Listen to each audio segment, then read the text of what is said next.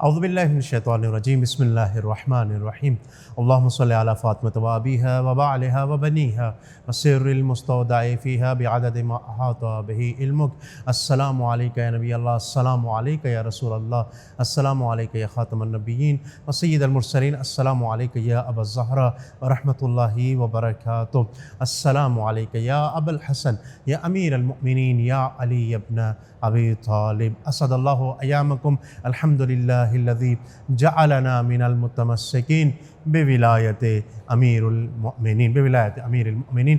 ناظرین کرام، سرزمین مقدس نجف اشرف ہے اور امیر المؤمنین علیہ السلام کے حرم مطہر سے اور صحن فاطمۃ الزہرا سلام اللہ علیہا سے آپ کی خدمت میں کربلا ٹی وی کی خصوصی ٹرانسمیشن بعنوان عید غدیر لیے حاضر ہیں۔ ہماری خوش نصیبی ہے کہ اس خوبصورت جگہ پہ ہم موجود ہیں اور آپ کے لیے یہ ٹرانسمیشن پیش کرنے کی سعادت حاصل کر رہے ہیں، اور انشاءاللہ یہ سلسلہ جاری و ساری رہے گا۔ جو مناسبات حرم مطہر امیر المؤمنین ہوں گی، ہم حاضر ہوں گے کربلا ٹی وی کی ٹیم کے ساتھ حرم مطہر امیر المؤمنین میں، اور جو ہی مناسبات دیگر حرم ہائے مقدسہ کی ہوں گی، کربلا ٹی وی کی ٹیم آپ کے لیے وہاں سے بھی پروگرام پیش کرنے کی سعادت حاصل کرے گی، چونکہ روز غدیر ہے، خوشی کا دن ہے، اور خوشی کا دن کیسے منایا جاتا ہے، اس کے آداب کیا ہیں، اس کے رسوم کیا ہیں، اور ایک شیعہ کو اور ایک امیر المؤمنین کے چاہنے والے کو آج کے دن کیا کیا کام کرنے چاہیے اور کس طرح رہنا چاہیے، اسی حوالے سے آج ہمارے ساتھ گفتگو کریں گے انتہائی قابل احترام محترم مولانا شیخ سلیم مہدی صاحب۔ قبلہ السلام علیکم ورحمۃ اللہ، خیریت سے آپ؟ بہت بہت شکریہ، آپ دوبارہ تشریف لائے یہاں پہ اور موقع دیا ہمیں۔ قبلہ غدیر کا دن ہے اور ہر دن کا ایک خاص تقدس ہوتا ہے، ایک خاص اہتمام ہوتا ہے، کیا اہمیت رکھتا ہے غدیر کا دن اور کس چیز کا خیال رکھنا چاہیے ایک شیعہ امیر المومنین کو کہ کس طرح سے یہ دن اس کا یادگار بن جائے؟ اعوذ باللہ من الشیطان الرجیم، بسم اللہ الرحمن الرحیم، الحمدللہ الذی جعلنا من المتمسکین بولایت امیر المؤمنین والائمۃ علیہم السلام۔ سب سے پہلے تو ہمارے جو سامعین ہیں ان کی خدمت میں عرض کروں کہ اس دین کے بارے میں جتنی معلومات حاصل کر سکتے ہیں، معرفت حاصل کر سکتے ہیں، اپنی معرفت کو بڑھانے کی کوشش کریں۔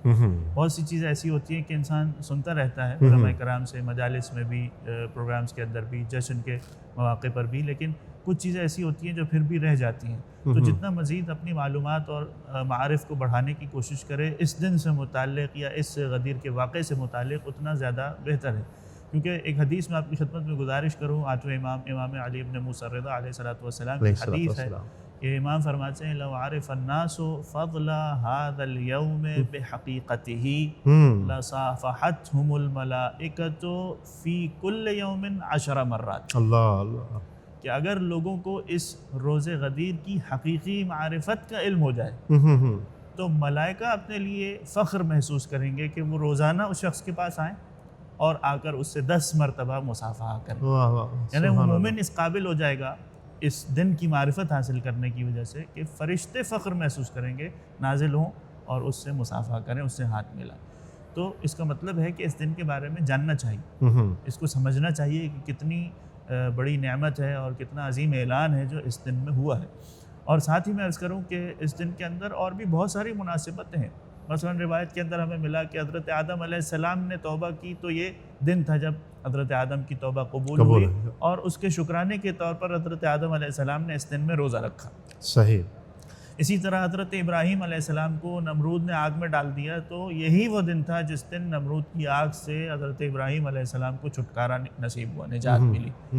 تو حضرت ابراہیم علیہ السلام نے شکرانے کے طور پر روزہ رکھا۔ صحیح۔ اسی طرح حضرت موسیٰ علیہ السلام نے حضرت ہارون کو اپنا وصی اور جانشین اسے دن مقرر کی۔ حضرت عیسیٰ علیہ السلام نے شمعون کو اپنا وصی اور خلیفہ اسے دن مقرر کی۔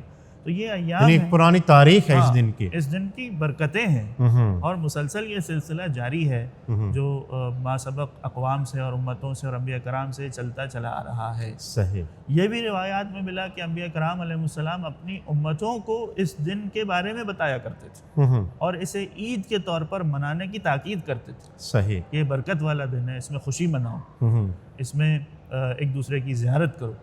تو جیسے آپ نے عرض کیا کہ اس دن کے بارے میں سیکھنا چاہیے، اس دن کے بارے میں معلومات حاصل کرنی چاہیے، اور ساتھ ہی دوسرے لوگوں تک بھی یہ معلومات نشر کرنی چاہیے۔ صحیح۔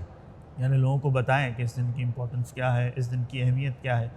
علماء کرام نے باقاعدہ خاص اس واقعے کے لیے کتابیں لکھی ہیں۔ صحیح، الغدیر نامی کتاب ہمارے سامنے موجود ہے۔ معروف کتاب۔ علامہ امینی نے کتنی محنت سے اس ایک واقعے کو ثابت کرنے کے لیے یا اس کی حقیقت کو لوگوں کے سامنے بیان کرنے کے لیے اتنی محنت کی، اتنے سال گزارے، اور جہاں جہاں ان کو اس واقعے سے متعلق کوئی روایت، کوئی نص، کوئی بھی چیز ملی، انہوں نے اس کو اس کتاب کے اندر جمع کیا۔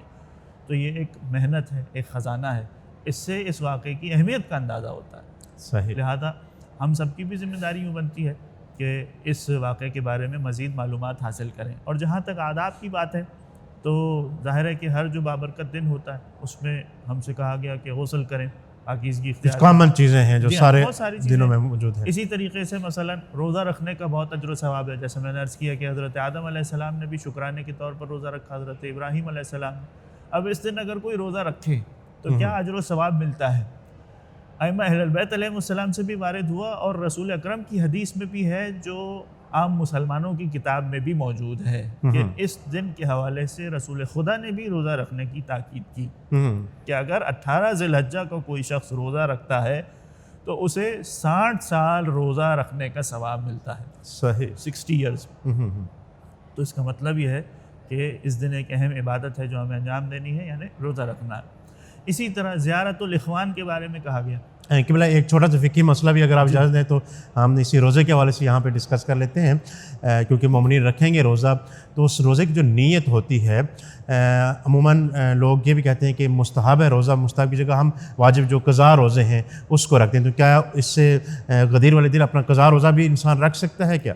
دیکھیں، یہ تو ایک فقہی مسئلہ ہے کہ جن کے اوپر رمضان کے واجب روزے قضا باقی ہوں وہ مستحب روزہ نہیں رکھ سکتا ہے، صحیح، لہذا اسے تو پہلے اپنے قضا روزے مکمل کرنے ہیں۔ تو اب دوسرا سوال یہ ہوگا کہ اب اتنا اہم دن ہے، اس کے روزہ رکھنے کا جو 60 سال کا ثواب روایت میں وارد ہوا ہے وہ تو پھر ہمارے ہاتھ سے چلا جائے گا، تو وہ کیسے حاصل کریں؟ تو اس کا ایک آسان سا نسخہ یہ ہے کہ ذہن میں فقط یوں نیت کریں کہ اگر میرا یہ واجب قضا روزہ نہیں ہوتا تو میں اس دن مستحب روزہ رکھتا، ارادہ کریں، نیت المؤمن خیر من عملہ، یہ نیت کا ہی آپ کو ثواب مل جائے گا کہ مثلا آپ نے اگر یہ روزہ نہ رکھنا ہوتا تو آپ مستحب روزہ رکھتے، اور اس کی وجہ سے انشاءاللہ پروردگار آپ کو وہی 60 سال کے روزہ رکھنے کا ثواب عطا کرے گا۔ اگر یہ جو افطار ہوتا ہے مستحب روزہ رکھا، اور بعض مومنین چونکہ خوشی کا موقع ہوتا ہے مٹھائی لے کے آتے ہیں، تقسیم ہوتی ہے، مختلف نیازیں پکتی ہیں، اگر کوئی دعوت دے دے تو اس کے حوالے سے بھی بتا دیں مومنین کو۔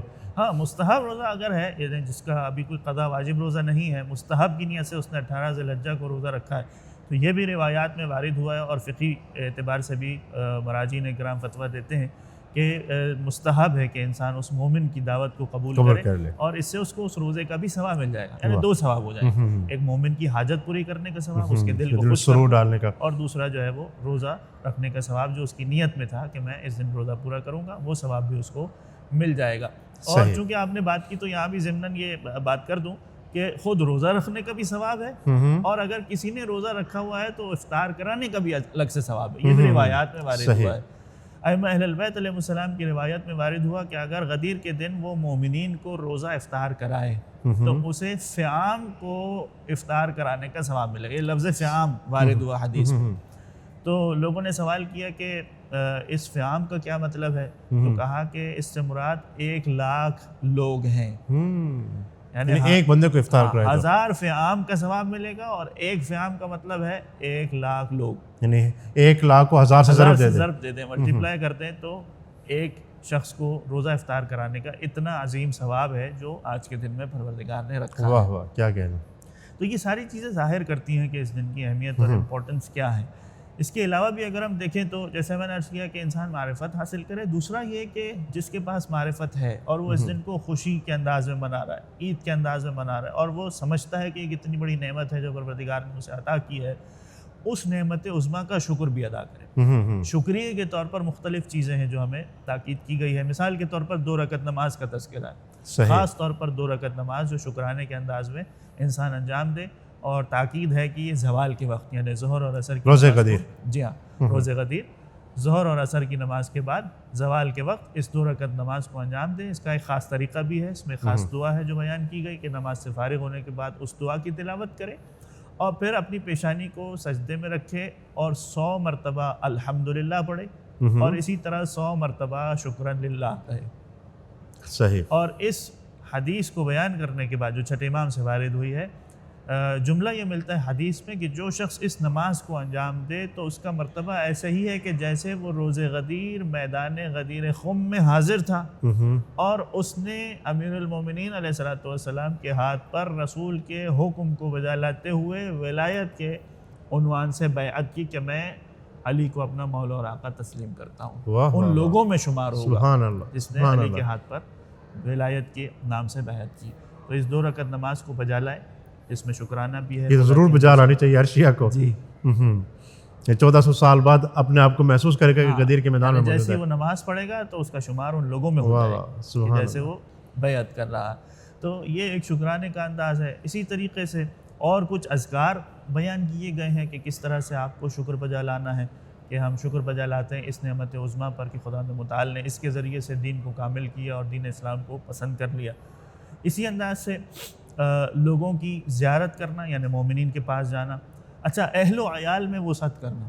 وسعت کرنے کا مطلب یہ ہے کہ ان کو خوش کرنا. اب جیسے چھوٹے چھوٹے بچے ہیں، ان کی خوشی کیا ہوتی ہے کہ ان کو مثلا چاکلیٹ دلا دی، ان کو آئس کریم دلا دی. ویسے بھی گرمی کے ایام ہے تو تاکید اس لیے ہے اپنے اہل و عیال پر وسعت کرنا یعنی انہیں خوش کرنا اور انہیں اچھی اچھی چیزیں لا کے تحفے تحائف پیش کرنا کہ ان کو یاد رہے گا یہ وہ دن ہے کہ جس دن مثلا ہمارے والد نے ہمیں انتظار رہتا ہے پھر بچوں کو، ہمیں آئس کریم کھلائی تھی. تو وہ ہر سال ان کو یہ ایک طریقہ ہے شریعت نے سکھایا ہے کہ بچوں میں اپنی اولادوں میں اس دن کو کیسے نافذ کرنا ہے، اس کا احیاء کیسے کرنا ہے، اس کو زندہ کیسے رکھنا ہے. تو مثلا اچھے اچھے کھانے کھلائے، لوگوں کو تفریحی مقامات پر مثلا لے جائے اور ان کو تحفے تحائف دے.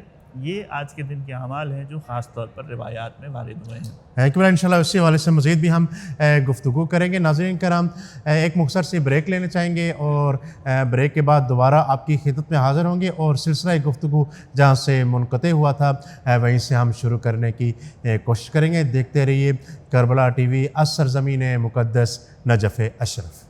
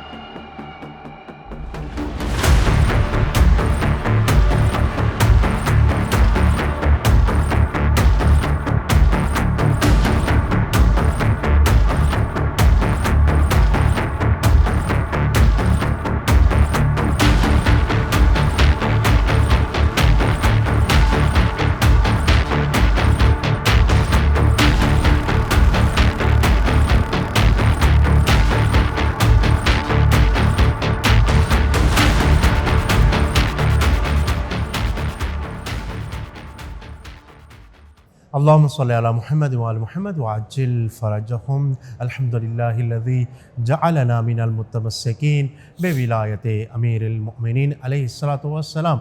ناظرین ہم دوبارہ آپ کی خدمت میں سلام پیش کرتے ہیں اور عید سعید غدیر کے حوالے سے خصوصی طور پر آپ سب کی خدمت میں بارگاہ امیر المؤمنین علیہ الصلوۃ والسلام سے مبارکباد پیش کرتے ہیں. ہمارا سلسلہ گفتگو جاری تھا اعمال، اذکار اور دعائیں روز غدیر کے حوالے سے، اور اسی حوالے سے گفتگو فرما رہے تھے تھائی قابل احترام قبلہ سلیم مہدی صاحب. اللہ دوبارہ آپ کی خدمت میں سلام اور خوش آمدید. اعمال عید غدیر کی اور آداب عید غدیر کی بات ہو رہی تھی. ہم پہنچے تھے ان چند اذکار کے بعد، 2 رکعت نماز کے بعد، روزے کی گفتگو کے بعد دیگر اعمال و آداب کے حوالے سے. جی، اس میں شکر بجا لانے کا ایک اور اہم طریقہ ہمیں بتایا گیا ہے کہ صدقہ نکالو. جیسے ہم ائمہ طاہرین علیہ السلام کی زندگی میں دیکھتے ہیں کوئی بھی نعمت نازل ہوتی تھی یا کوئی مصیبت رفع ہو جاتی تھی تو فوراً امام جو ہے وہ صدقہ نکالتے تھے.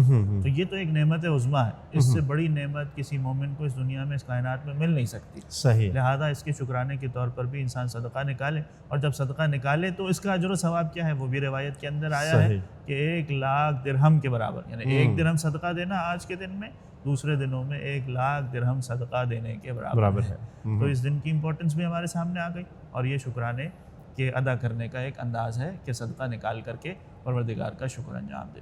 ایسے قبلہ کچھ گفتگو اگر آپ کی اجازت ہو تو ہم چاہیں گے کہ خطبہ غدیر کے حوالے سے ہو, کیونکہ معانی سے پر ہے یہ خطبہ, اور حق بنتا ہے کہ ہر مومن اگر پورا نہ بھی پڑھ سکے تو کچھ حصے ضرور پڑھے. تو میں چاہوں چیدہ چیدہ حصوں کا انتخاب ہم کیجیے ہمارے ناظرین کے لیے.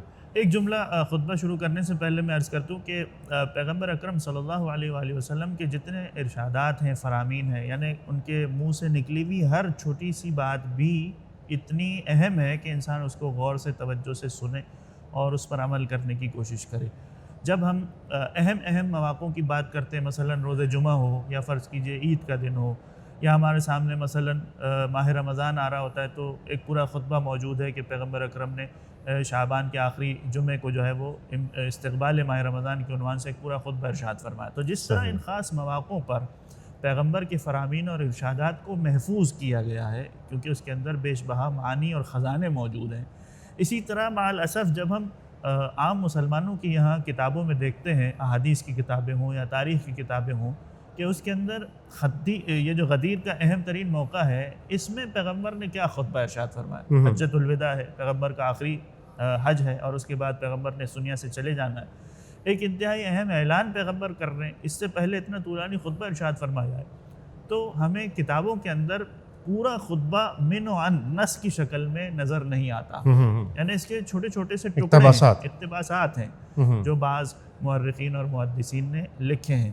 لہذا جب ہم ان سب کو جمع کرتے ہیں تو ہمیں ایک جامع نتیجہ نظر آتا ہے. لیکن جو امامیہ فرقے سے تعلق رکھنے والے شیعہ علماء ہیں, انہوں نے مختلف کتب کے اندر اس پورے خطبے کو نقل کیا ہے. مثال کے طور پر میں مثال دے دوں, الاحتجاج کتاب کا نام ہے, علامہ طبرسی نے خطبے کو نقل کیا. اسی طرح کتاب ہے اقبال الاعمال یا کتاب الاقبال بھی اسے کہا جاتا ہے, سید ابن طاؤس کی کتاب ہے, انہوں نے بھی اس خطبے کو اس کتاب کے اندر نقل کیا. تو مختلف کتب ہیں جہاں پر شیعہ علماء نے اس خزانے کی اہمیت کو محسوس کیا. لہٰذا ابتدا سے لے کے انتہا تک کیا کیا الفاظ اور کلمات پیغمبر نے ادا کیے اس خطبے کو بیان کرنے کے لیے, اس کو پوری طرح محفوظ کیا گیا. اور جیسے کہ آپ دوسرے خطبات کو دیکھتے ہیں, انداز یہی ہوتا ہے کہ آغاز اور ابتدا جو ہے وہ حمد و ثناء الہی سے ہوتی ہے, جس میں پروردگار کا شکر بھی ہے, خدا کی صفات کا بھی ذکر ہے, اور اس کے بعد کس طرح پروردگار نے ہمیں نعمتیں عطا کی, ان تمام چیزوں کا ذکر ہے. پھر آگے چل کر پیغمبر نے سب سے پہلے, یعنی جب ڈائریکشن بدلا ہے, تو سب سے پہلے جس چیز کی طرف پیغمبر نے اشارہ کیا وہ یہ کہ پروردگار متعال جو کچھ فیصلہ کرتا ہے وہ حکیمانہ ہوتا ہے. صحیح. یہ گویا ایک تمہید پیغمبر بنا رہے ہیں اس بات کی طرف کہ جو کچھ آگے اعلان ہونے جا رہا ہے اس میں کوئی یہ نہ سمجھے کہ پروردگار جو ہے وہ ایک طرح سے ڈکٹیٹر کی طرح ہے, وہ جو مرضی چاہے کرتا ہے, اور اس میں کوئی منطق ہو, اس میں کوئی مصلحت اور فلسفہ ہو یا نہ ہو, وہ اپنی خواہش اور مرضی. پروردگار حکیمانہ فیصلے کرتا ہے, وہ عدالت کے نظام کو مد نظر رکھتا ہے. لہذا اگر تم آگے سنو گے اعلان کے اندر کہ میں اپنے جانشین اور وسیع کے طور پر علی کی ولایت کا اعلان کر رہا ہوں, تو اس میں بھی وہ مصلحت پوشیدہ ہے. صحیح. وہ اس بات کے حقدار ہیں کہ وہ اس منصب کو حاصل کریں, اس میں وہ تمام شرائط موجود ہیں کہ وہ اس منصب کو حاصل کریں. جو شرائط مثلا ہم قرآن مجید کے اندر بھی دیکھتے ہیں کہ جن جن شخصیات کو پروردگار متعال نے کوئی منصب اور کوئی عہدہ دیا ہے, تو اس میں ان شرائط کو مد نظر رکھا ہے.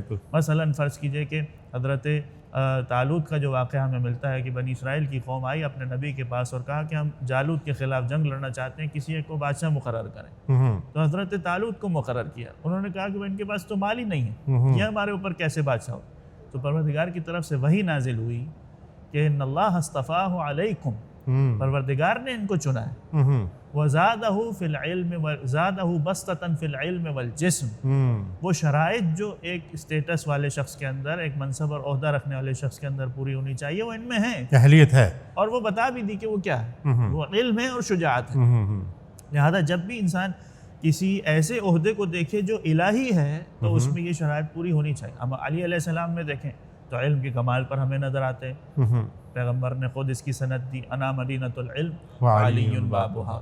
اسی طرح امیر المومنین علیہ السلام کے علاوہ کسی طول تاریخ میں کسی کے اندر یہ جرأت نہیں ہوئی کہ وہ منبر سے یہ اعلان کر سکے سلونی سلونی قبل ان تفقدونی. صحیح. کہ آؤ آ کر مجھ سے جو پوچھنا ہے پوچھو، اس لیے کہ میں آسمان کے راستوں کو زمین کے راستوں سے زیادہ جانتا ہوں. اگر میرے لیے مسند بچھا دی جائے تو میں اہل تورات کے سامنے تورات اور اہل انجیل کے سامنے انجیل اور قرآن والوں کے سامنے قرآن سے فیصلہ کروں گا. اور یہ خود انجیل اور تورات بتائے گی کہ میں نے حق کا فیصلہ کیا. یہ ساری دلیلیں ہمارے سامنے موجود ہے کہ علی سے زیادہ کوئی ان لوگوں کے درمیان علم رکھنے والی شخصیت موجود. شجاعت کے میدان میں دیکھیں تو ہمارے سامنے تاریخ گواہ. بدر کے میدان میں دیکھیے 70 کفار اور مشرکین مارے گئے، اس میں سے آدھے علی کے ہاتھوں علی کی تلوار سے مارے گئے.